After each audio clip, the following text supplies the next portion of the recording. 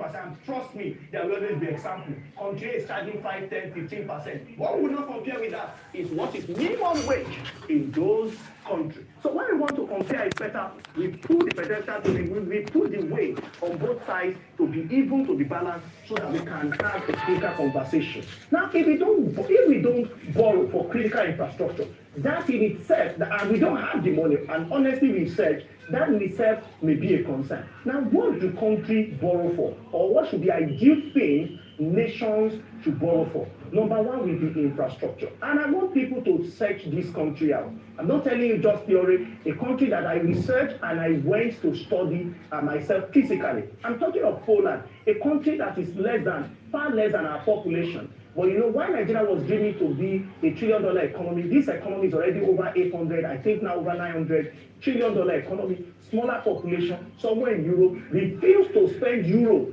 in the country. But what did they do? Rail system, rail connected to farm. As far as Gliwice, Katowice, not just in Warsaw, in the center of town.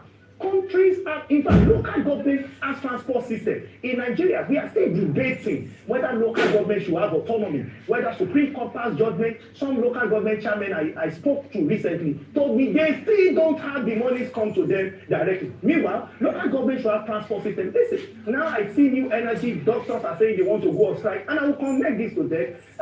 We've seen ASU also threatening to go on strike. We have seen Labour saying 70,000 naira is not enough. Well, myself and this, I'm sure you know we had that conversation. Whether 70,000, you know, but that's it. I'm not catching of fish. But where do people spend their money? You see, we are not really asked. We always want to come back for more money. Look at this. A government that wants to help the people will focus on the following area. You send your money to send your children to school. Can we have quality education that is available? You spend your money to go on transport system. Can we have strong public transport system so that it reduces part of your part of the disposable income you spend on transport will reduce, which will be rail and which will be transport. Okay. Another one is to spend it on energy. Can we make it affordable for a strata of the population, and most importantly, health, especially public health? I'm with you, sir. Okay, I don't know how much time we have, but you've been saying something controversial, which I'd like you to clarify. In another forum, you were quoted as saying that CBN governor saying inflation is going down and the monetary policy rate, may be reduced 27.5, percent at the last monetary policy committee meeting. Why do you say that? Many of your colleagues are saying, look, unless we bring the benchmark rate to single digits, businesses cannot do well. And they talk about productivity. But you are saying, no, keep that MPR at 27.5%. Cost of borrowing in the domestic market will keep going up. So what's your answer to the challenge of productivity? Because people say this is not a productive economy. For you to make it productive, you have to address the MPR. But you say no. So what exactly are you saying? Thank you so much. I think those who quoted me must have quoted me out of context. Oh, like Speaker of the House of Reps, public figures, commentators. Yes. They are always quoted out of context. Yes. So here is it. When you look at the numbers that is published by the central bank, it's important for us to know that the inflation number we are seeing, they are called outliers. And let me use econometric term. They are called shocks. You cannot decide until you have seen that number goes 1 year. That is when you can compare year on year. I see most people saying our inflation is reducing. Not so. If I want to tell you the truth, you cannot say inflation is increasing or reducing. Why? Because you are comparing apple with banana. The year on year you are comparing, the base year are different. How do I say that I play football in Abuja Stadium and somebody scored in Lagos and I'm counting it for Abuja goal? In local parlance, that's Ojoro. It cannot be. So you cannot make a decision. I'm not saying keep the rates the same because it's confusing. You change the base year. After changing the base year, we now start seeing inflation jump from 34% to 24%. What happened? Is it that prices in the market went down?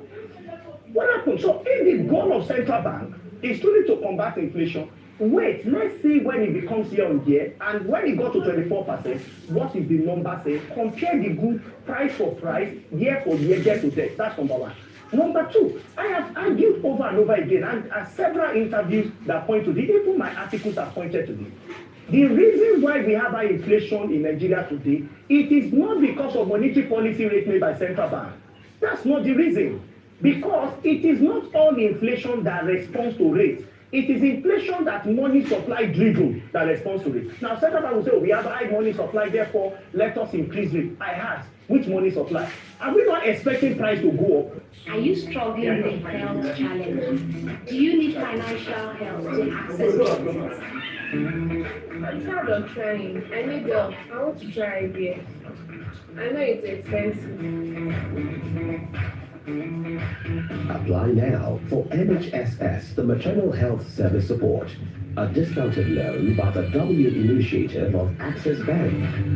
For more information, visit our website on www.vwcommunity.com or any Access Bank branch nationwide. You can also send an email to wks@accessbankplc.com. Terms and conditions apply.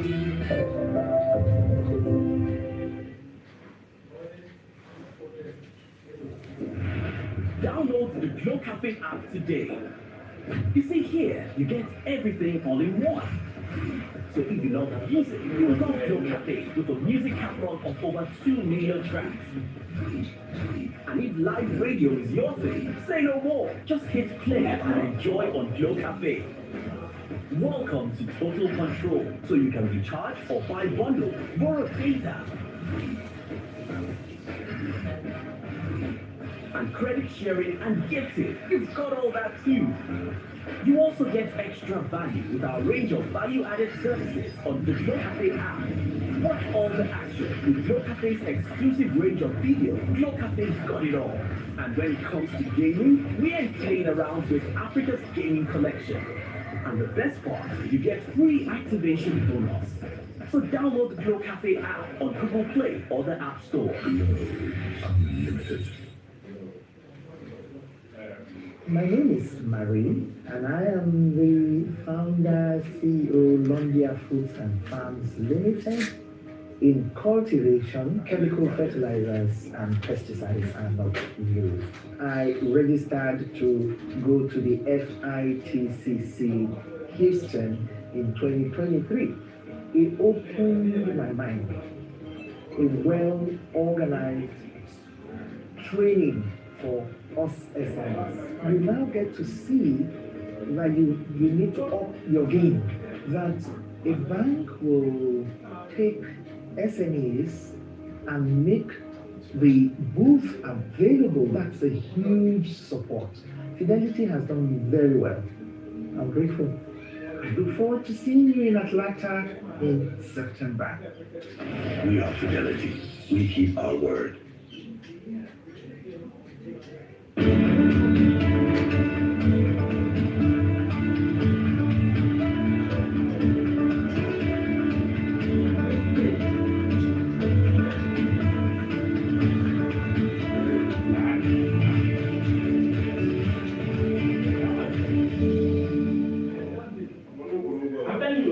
Welcome back to the morning show here on Rise News. For updates on sports stories across the globe, Ibi Yomon brings us this report.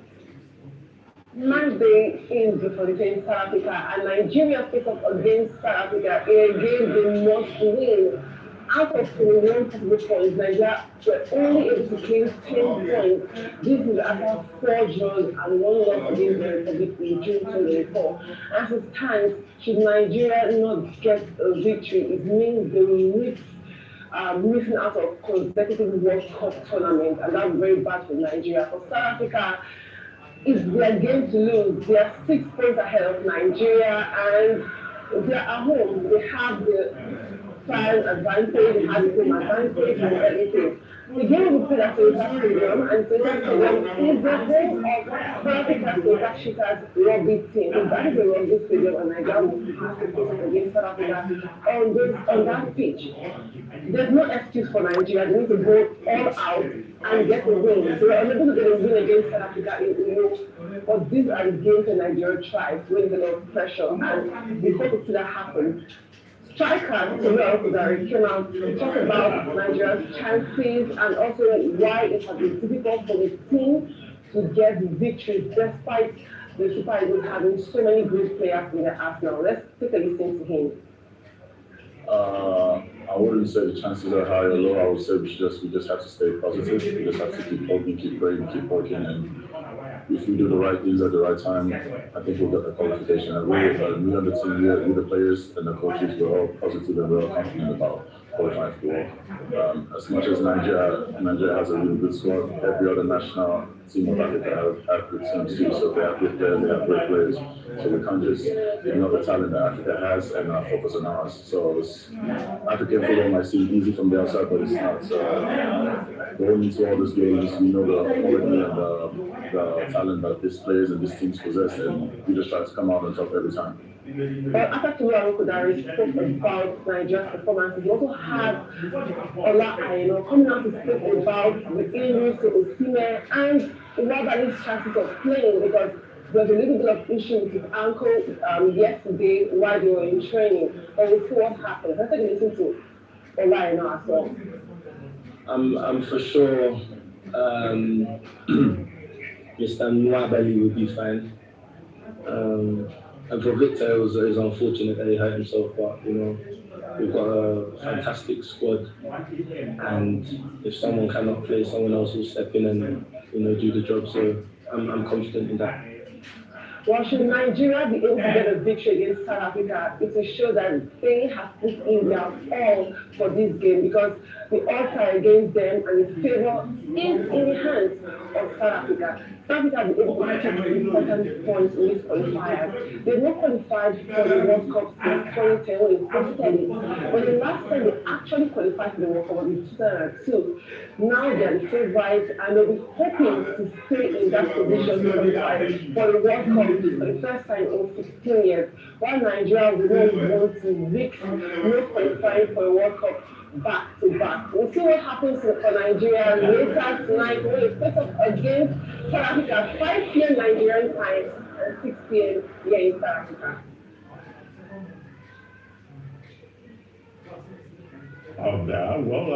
The major thing to just say is that Nigeria needs to win all the remaining 3 matches. All this talk about South Africa will get points deduction and all of that. No, we didn't go to the last World Cup. We look like we will not go to this one. But as you say, miracles can happen. We may beat South Africa, but South Africa is sitting comfortably with 16 points. If South Africa draws with us or beats us today, then of course they are off to the World Cup. But Nigerians like to hope against hope. They are looking for point deduction. But the thing is, beat South Africa and keep hope alive. We take a short break now.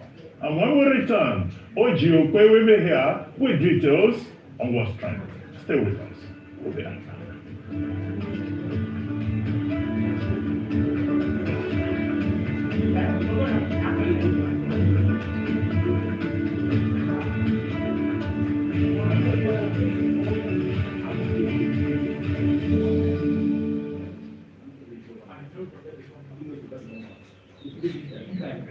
Welcome everyone of USA. We welcome the pupils, we welcome the school administrators, the media and members of the public, and the teachers who have joined us. In Fidelity Bank, we believe education is far more than the mere transfer of knowledge. It is a catalyst for transformation and the foundation of a more just society. We are proud to donate 1,000 school bags fitted with built-in solar lamps through our Kitan initiative.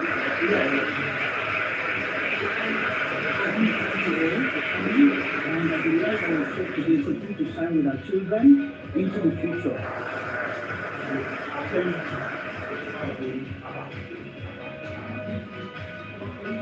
Yes. We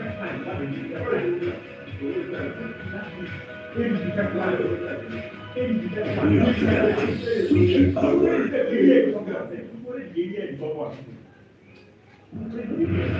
Download the Glow Cafe app today. You see here, you get everything all in one. So if you love music, you love Glow Cafe with a music catalog of over 2 million tracks. And if live radio is your thing, say no more. Just hit play and enjoy on Glow Cafe. Welcome to Total Control, so you can recharge or buy bundles more data. And credit sharing and gifting. You've got all that too. You also get extra value with our range of value-added services on the Glow Cafe app. Watch all the action with Glow Cafe's exclusive range of video. Glow Cafe's got it all. When it comes to gaming, we ain't playing around with Africa's gaming collection. And the best part, you get free activation bonus. So download the Glow Cafe app on Google Play or the App Store. Thinking of banking in Africa? Think Zenith.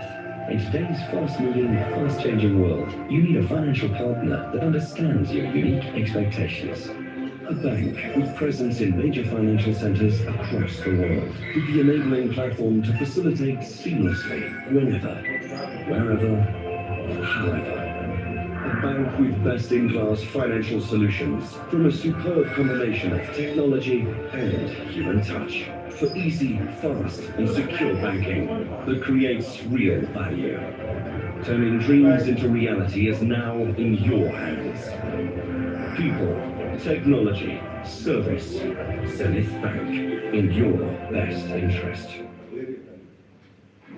Every great future begins with a spark, a moment of vision, a step toward purpose. At Thomas Adewume University, we lead the way, shaping minds, inspiring progress.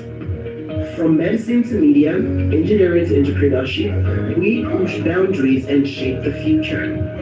Our Bachelor of Medicine, Bachelor of Surgery program, MBBS, stands at the forefront, training compassionate, world-class doctors ready to heal and lead.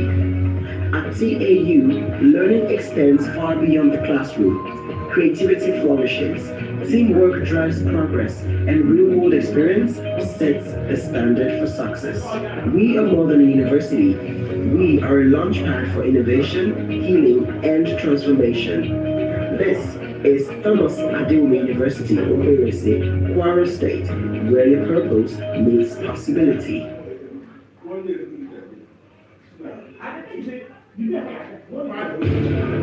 Coming soon to over 500 million smartphone users and 1.5 billion voices. Leke, the social platform for the world, out of Africa. By the founders of Arise and this Media Group, we're going to be launching with a big bang.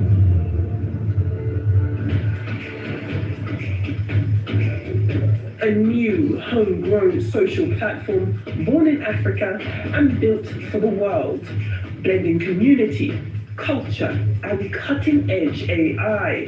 It's fast, culturally rooted, data-friendly, and designed to scale globally. A digital platform for youth, creators, and business. A one-stop shop to connect, share, create, and earn. It's time to end social media imperialism. This is Leke, a voice for all.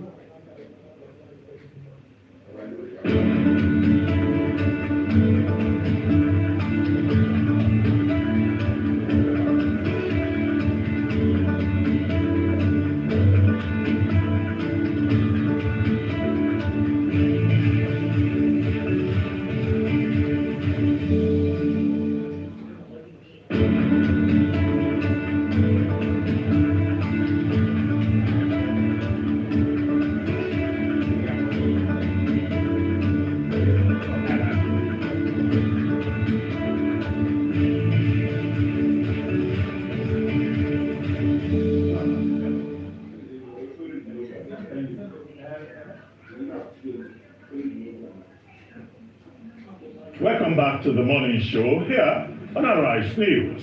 Joining us now is Oji with stories trending around the world. Hello, Jeanette. Thank you for the history lesson, Dr.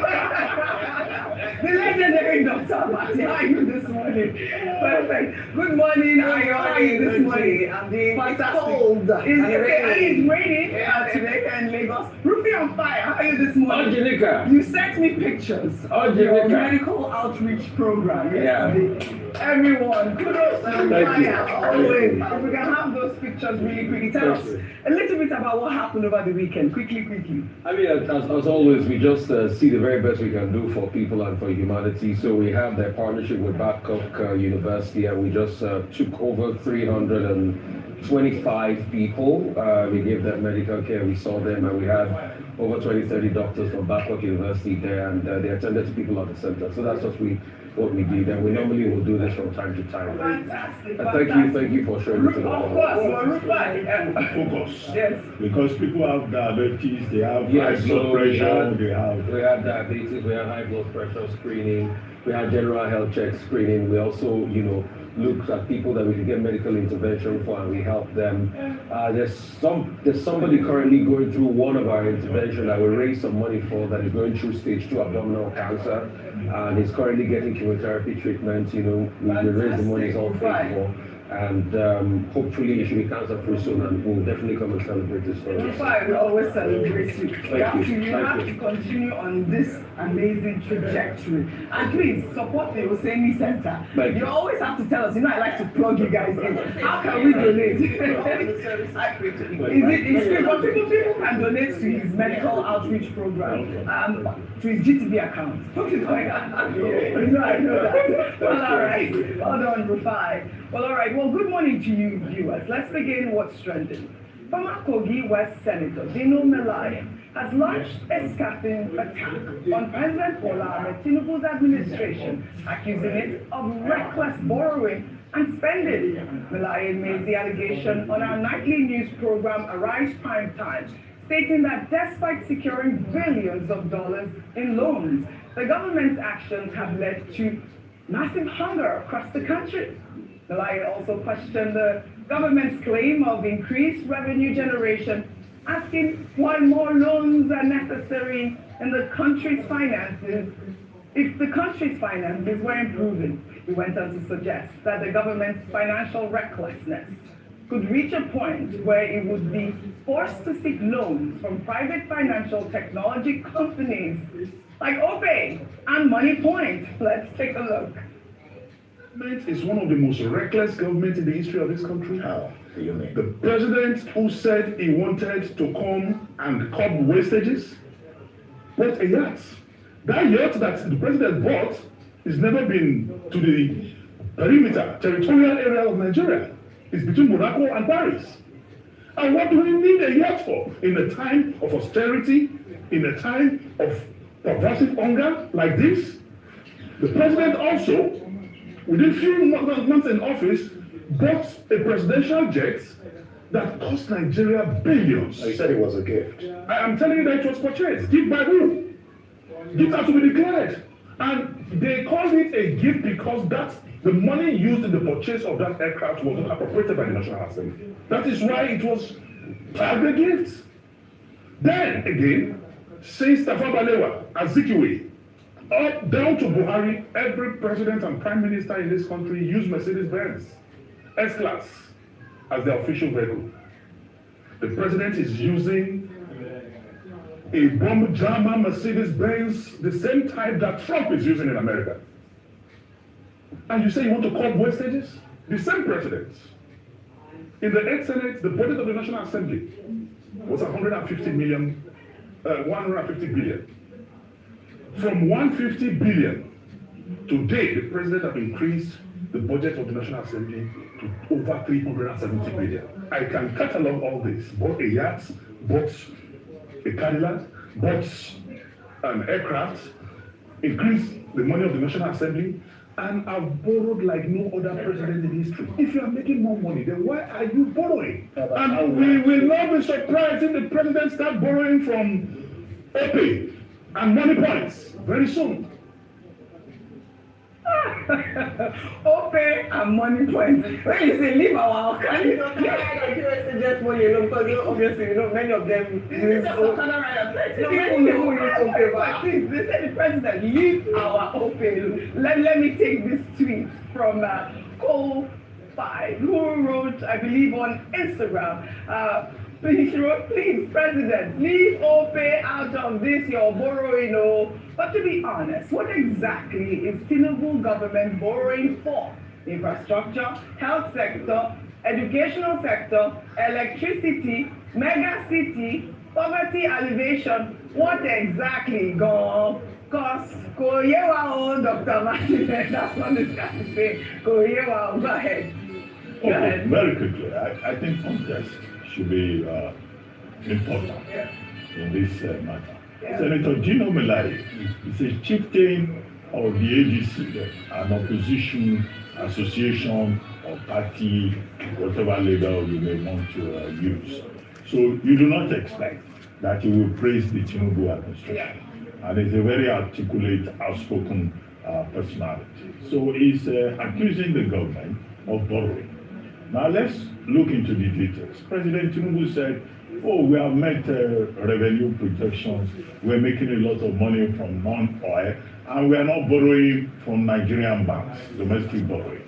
Now, in that regard, the administration was praised for freeing the space, the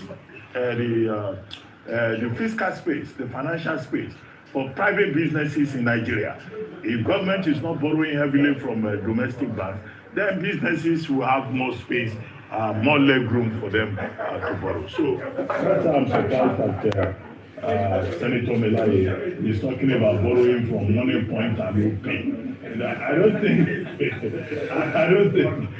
that is the kind of money that the Nigerian government will be looking for in terms of capacity. The other claim that he made is about presidential yacht. He said President Tinubu has a yacht paid for by Nigerian taxpayers between Monaco and wherever the president of Nigeria is using. That is not true. Now, when this issue of the yacht came up, it wasn't even the Tinubu administration that talked about yacht. It was the Buhari administration in the 2023 supplementary budget. And at that time, when the controversy came up and people were saying, oh, why yacht for president and all that, the Navy, the Nigerian Navy came forward and said, no, it was a vessel being used for naval operations that was named presidential yacht.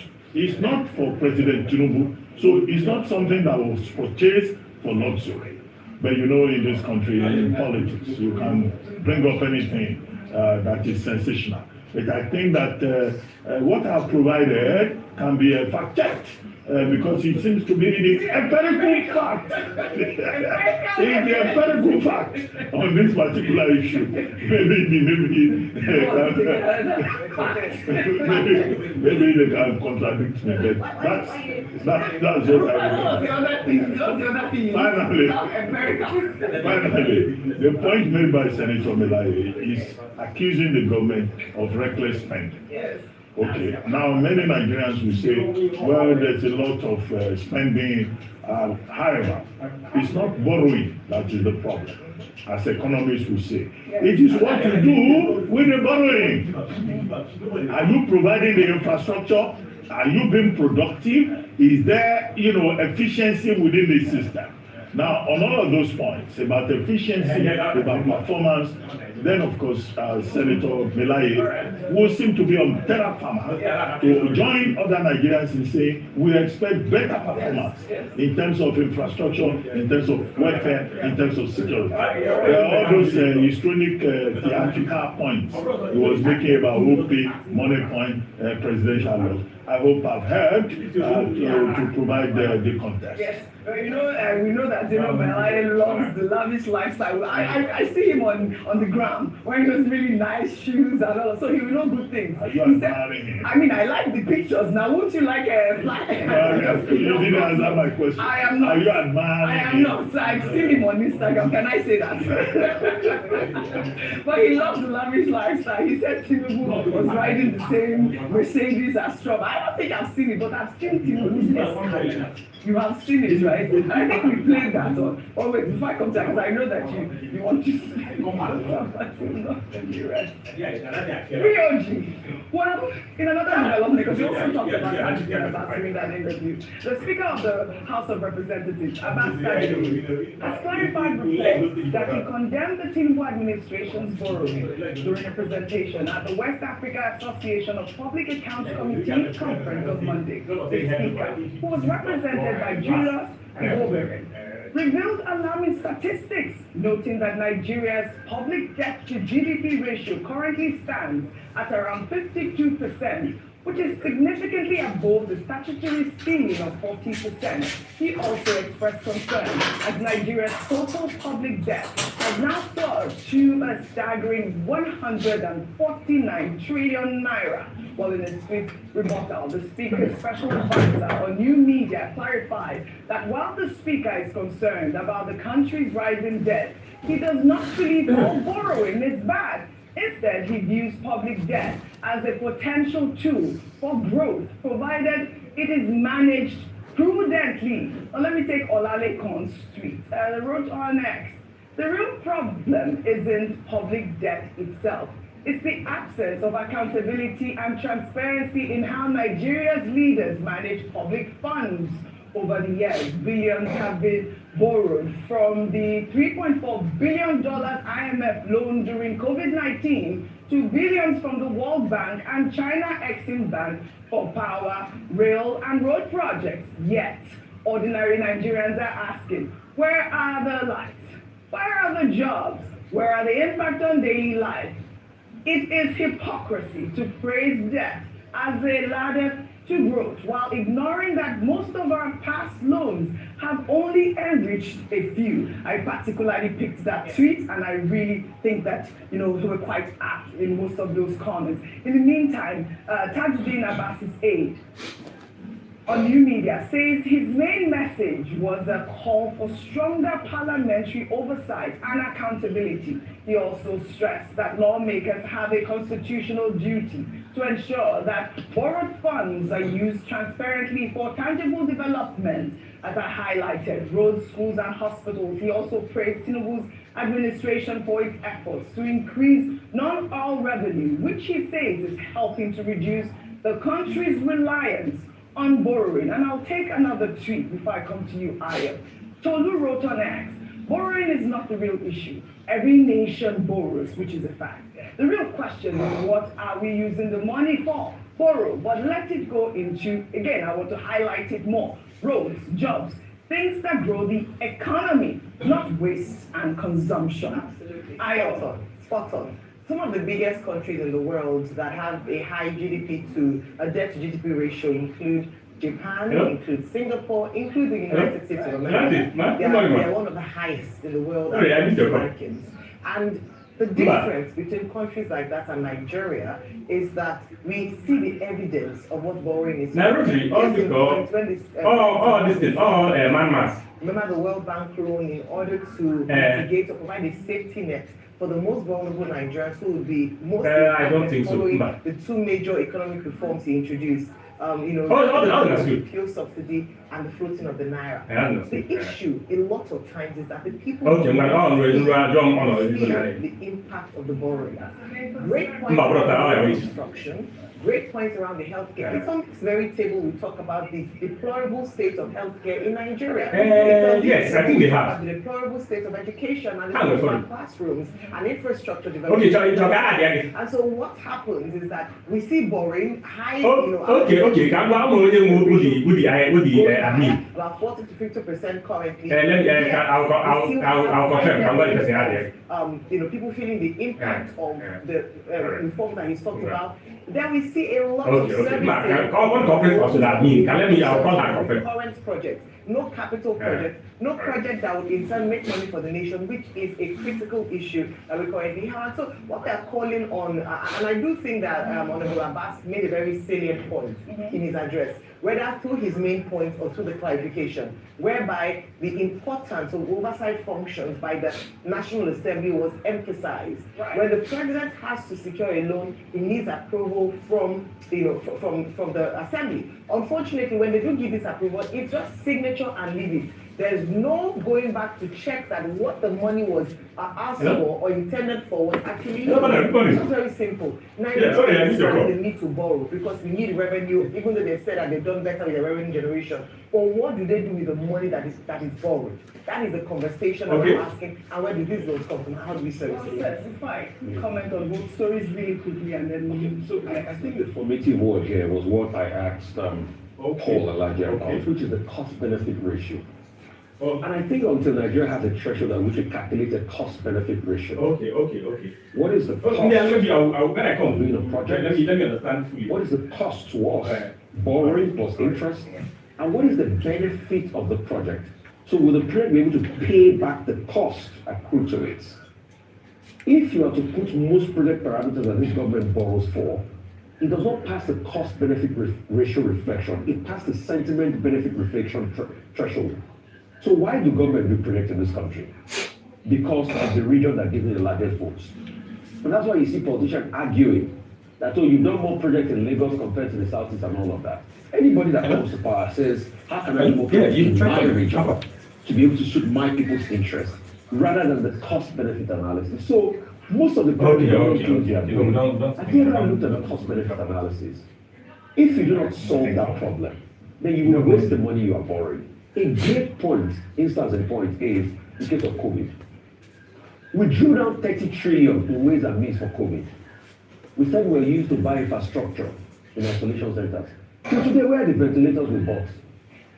That 30 trillion, if was properly spent, will have been able to revolutionize the healthcare sector, even if it's the primary healthcare sector. But today, we've squandered that money. That debt is still of our books. That's why we've securitized it. And we've achieved nothing. And that's the problem of Nigeria. Today, over 15%, over 80% of the primary healthcare centers in the country are still in a deplorable state. But guess what? We had the infrastructure capital, the money, 30 trillion during COVID, to be able to fix the healthcare sector, but we did nothing. So if we don't answer the question of cost-benefit ratio, we'll start having this argument back and forth. And please, with due respect, Dilo Milai should stop all this theatrics. If you want to criticize, criticize. Because if you want to look, last week it was reported in the news he was having back and forth with the tax authorities. Has he sorted that out? I don't know. But you know. No, it was reported in the news. I don't know if he sorted that out. So if you want to criticize, criticize, please. But like Dr. Mati has said, the president is not going to go and borrow money from OPEC. But of course, it was only joking. It was really only joking. Well, in another development, tensions were high in Lagos after a massive protest erupted this weekend, leading to the closure of the third mainland bridge. Residents from the Oroshokin area took to the streets to protest the demolition of their homes by a Lagos state government enforcement team. The protesters who blocked the inward lane of the bridge claimed that their houses were being demolished without sufficient notice or compensation.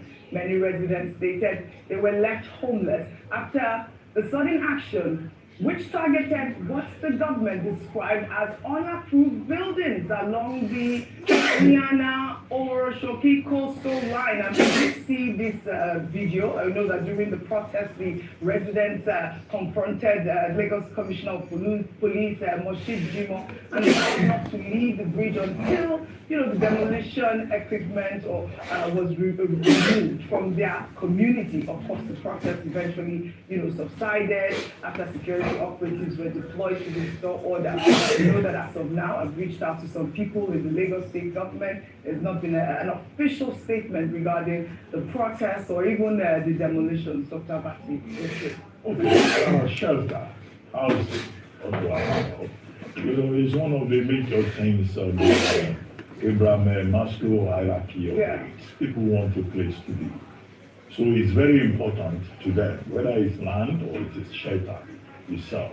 And so it's not surprising that persons whose houses are being demolished for reasons that the government sees on a lack of approval will be, emotional and they will protest. Now, but all of these things, follow a process. For you to buy land, for you to build a house, there must be an approval process. Now, it's not always the builders who have the problem. Sometimes government bureaucracy is an obstacle. Yes. And so some of these people, they will go and build in unapproved locations, they will with unapproved plans, with quacks. But you then ask the question, where was the government? Before somebody will go and build on an approved space, where was the government? There is a department of government called Urban and Physical Planning. They will not act. They will wait till the house has been completed and then they will come, they will say they want to demolish. However, if you want to demolish, there's also process, there's procedure. Stakeholder engagement. The people are supposed to be engaged, and then where necessary, you engage them with a human face. You pay compensation. You explain to them. Now, in the case of these people who are built along what they call the Oronshoki coastal line, right? Okay, maybe that stretch. It's a space where people are not supposed to build. Now, again, I ask, where was the government? And even if you are going to evacuate them, if you are going to demolish their buildings, you engage them. Housing remains a major problem in Lagos and elsewhere, despite the effort of government. So some people will come together, they will try to erect a place where they can live. And then you just go without notice. These protesters are saying, without engagement. And then you go and demolish their houses. And yet in this same Lagos, I interviewed some people, I think they are from Magodo Phase 2. There is a section in that Magodo Phase 2 estate that the landlords association said, look, this place is not for development. So determined by even the Lagos State government. The same Lagos State government officials gave approval for some people to go and erect buildings. That is even a very clear case that was brought to television. So you see a lot in terms of double standards. You see a lot in terms of class hierarchy in the administration of these policies, no matter how well intentioned. I think Governor Sanwo-Olu should look into this matter of the people in the Oronshoki coastal area and try to see how the government can meet them halfway and treat them in a humanely possible manner as possible. And not to be seen to be terrorizing them and punishing them, whatever the omissions they are. All right, well said, Dr. And that's why I thought it was important to highlight this story for the people of Oronshoki to, put some voice in that matter. Because I'm still waiting for, an official statement from whoever it is that is in charge of that area, and hopefully we'll bring back that story to our viewers. But still in Lagos. You don't have a landed property there. No, I don't have Oronshoki. I have a normal quarter. My village, but I still love Lagos. To this story, that I think it's also an important thing to sound a note of warning to people who want to get land. Yes. Make sure you go through due process, get your documents right, and you're not building illegal. But what is the due process also sometimes can be difficult to go through. That's what I agree with that. I'm just saying that on the other side, because sometimes you see this, the people are complicit. But when the government wants to carry out its right, they will now come out and cry. So I just want to say, going forward, now that we see, because there were demolitions in Maryland and other parts. Yes, I also have another story. Hopefully I'll bring that up. I'll bring, there was a personal story I have of traders and family losing their homes. So please, let us need more clarity on this information, really. The people of Oronshoki have gone out on the Third Mainland Bridge. It's important for the Lagos State government to respond to their plight. While still in Lagos, a video posted on Facebook by journalist Deji Badamasi, who's also the founder of TV360, highlighting a dangerous open manhole along the airport road in Ikeja, caught the attention of the Lagos State government. In the video, Badamasi had created a billboard calling on Governor Babajide Sanwo-Olu to fix the manhole before it takes any lives. Well, there was a terrible accident here. Thank God no life was lost, but the accident was terrible. It's actually a surprise that This has been allowed like this for several months. I drive around here on a daily basis, so it's a surprise. I wouldn't know what happened to the manhole, the cover now, if it was stolen, that no matter what, you would expect that the